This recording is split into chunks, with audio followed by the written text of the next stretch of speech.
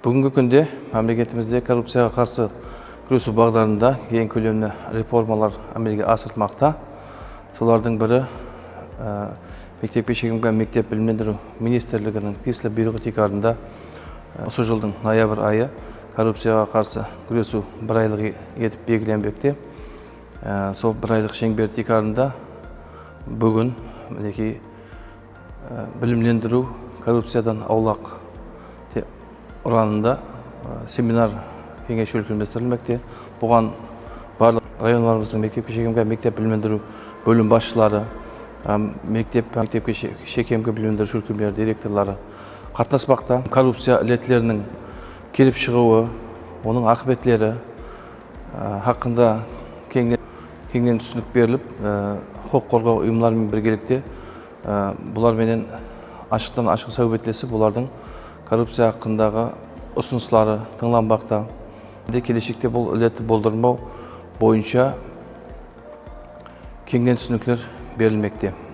Ақытында да үлкен тараулардың бірі болған мектепке шейінгі мектеп білімдендіру тарауында бүгінгі күнде кең көлемді ілаждар әмелге асырылмақта. Коррупцияға қарсы күресу бойынша солардың бірі айтатын болсақ, бүгінгі күнде мемлекеттік сатып алулар әмелге асыру бойынша санластыруды енгізу арқылы көптеген машқаларымызды шешім тауып, электрон саудалар платформаларының әрқилы түрлері енгізілді. Нәтижесінде инсан ресурсларының электрон саудаларға араласпауы нәтижесінде тәдбіркарлар қолдап қуатланады, әмде бюджет қаржыларының ысырап болуы көздестірулерінің алды алынады.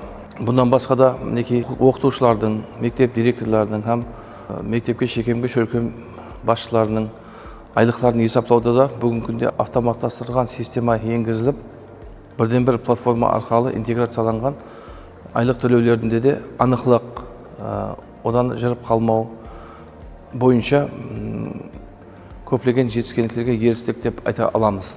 Бүгінгі күнде әрбір оқытушы, әрбір ұстаз, әрбір басшы лауазымдағы кім болмасын, өзінің айлықтарын өзінің телефоны арқылы, ямаса компьютер құрылмалар арқылы есеплануларын көріп отыра алады. Коррупцияға халатлардың алдын алудың үлкен бөлігі деп есеплаймыз. Айтатын болсақ, мектеплерге оқушыларды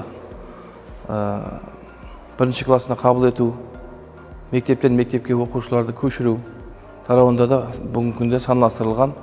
Онан қала берсе, азық ауқат өнімдері бойынша да келесі жылдан басылап аутсорсинг қызметіне өткеріліп, оның электронды бақылау системасынан камераластыру жойбарлары істеп шығылмақта.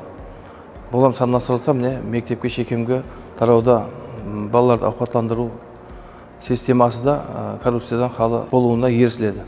Бәрше кәсіптестерінде, яғни мектепке шейінгі мектеп білімдендіру тарау қызметкерлерін өткеріліп атырған коррупцияға қарсы күресу бір айлығында белсене қатысуыңызды, әмде тек бір айлық давамында емес, бүткіл жұмыс іскерлігіміз давамында коррупцияға қарсы болуға шақырып қаламын.